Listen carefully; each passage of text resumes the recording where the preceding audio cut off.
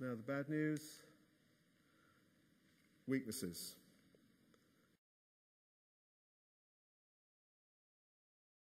Well, we're part-time. A lot of us have got day jobs, we've got other commitments. Maybe a lot of parish councillors are retired, but that doesn't mean they're sitting around with their feet up waiting for things to do. So that does mean we have limited resources. Another weakness is that there's a lack of candidates standing for election as parish councillors. A lot of parish councillors stand for election, but because there are fewer candidates than there are seats, it's not contested, therefore there's not a poll. That's not a bad thing per se, but it does weaken our democratic legitimacy to some extent. We're sometimes seen as being irrelevant. I think that's partly because the public don't understand what we do, and partly it's our own fault for not blowing our own trumpet loudly enough. And it could be because of unrealistic expectations, either too high or too low, of what we can do. We're slow to respond. Because of the way we work, we have at best a monthly meeting cycle. It can take 2 months to reach a decision because the matter has to be put on the agenda for a meeting, has to be discussed, resolved, and then the decision can be made.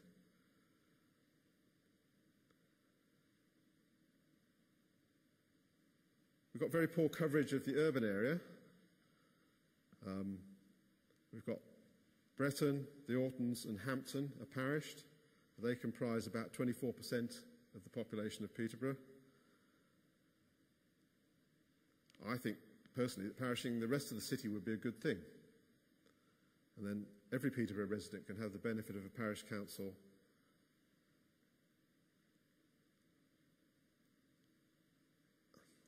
Lack of training. A lot of clerks are not fully trained. It's important that with the complexity of modern life and the increasing complexity of the law and the Localism Act, that we have the appropriate skills and knowledge to operate in the right manner. And we lack professional backup. You know, we're totally we're poorly equipped when we come up against consultants and lawyers employed by, say, developers. We can't afford the fees and we don't have the resources to employ our own specialists. So there's an imbalance there. Councillors.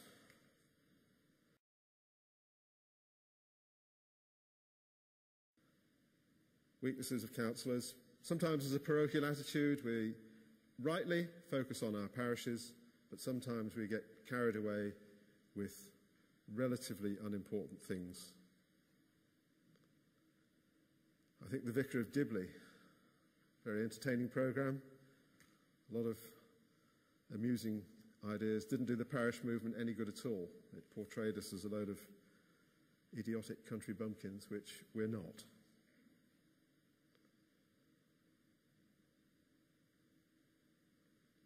Councillors themselves obviously lack specialist knowledge. We're not trained planners, we're not trained lawyers on the whole. Sometimes we are, but not very often. So I think we need more training. We need to understand some of the basics in order to be effective. We're part-time. I think I've alluded to this before. Many of us have day jobs. We only meet once a month generally, and there's often a lot to do between meetings. We're too old. The average age of parish councillors is far too high. We really don't represent our residents in that respect. We need more younger people. We want more younger people to want to be parish councillors.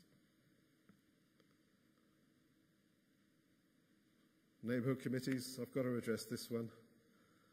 There's a general well, let's say the relationship between parish councils and neighbourhood committees have not developed well. Neighbourhood committees may have a role to play in non-parished areas, but do they really have a role where there's an existing parish council?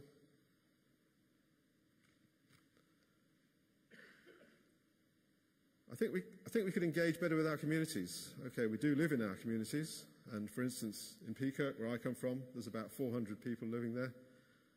And I'm amazed at every parish meeting there are faces I've never seen before who've been living in the village for years.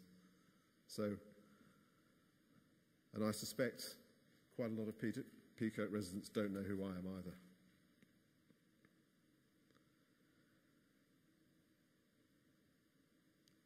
And then Peterborough City Council. Earlier I said we have a good relationship with them. We also have a poor relationship with them. And this is something I think we need to work on. Sometimes there's a bit of a patronising or dismissive attitude portrayed by City Council officers. We know best. It can't be done. You know, we don't like that without explanation. And from a rural perspective, Peterborough City Council is still too focused on the urban area. I don't think the use of the term the rurals to describe us displays the right attitude either.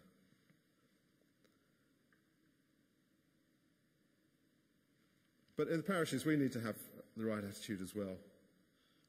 What seems of enormous importance to us may not be quite so important in the bigger context. What seems to us to be common sense may not actually be possible to do for legal reasons. So what we need is a more constructive way of working together to create mutual understanding and trust. So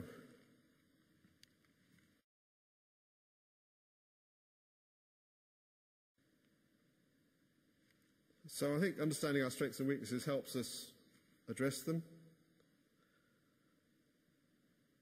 Some of the things we perhaps should be thinking about is sharing of resources, adjacent parishes. I don't know.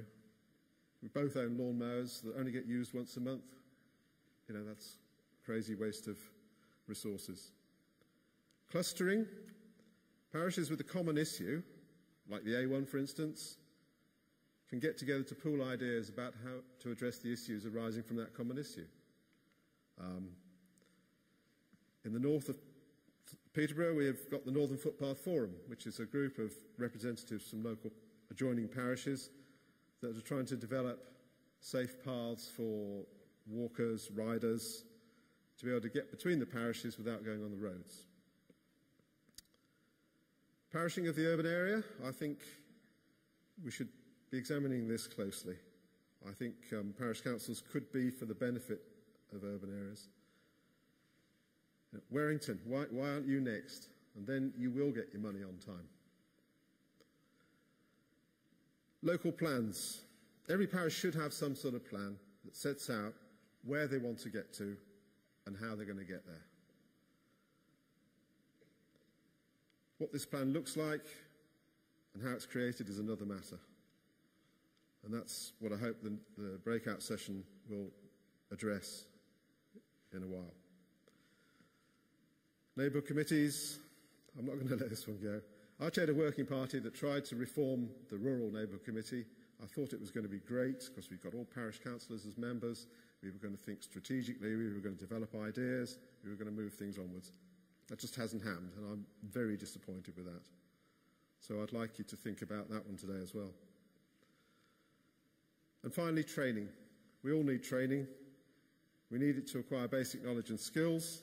We need it to keep up to date, and we need it to be effective. And we also need it to be able to refute challenges of incompetence or negligence. And CAPALT, for instance, can provide training. If they don't do a course you want, then I'm sure we can develop one. So that's it. A bit serious, but I think there are some serious issues to be addressed here and some real opportunities. So now, hopefully, for a much less parochial and more thought-provoking piece from Philip Blond.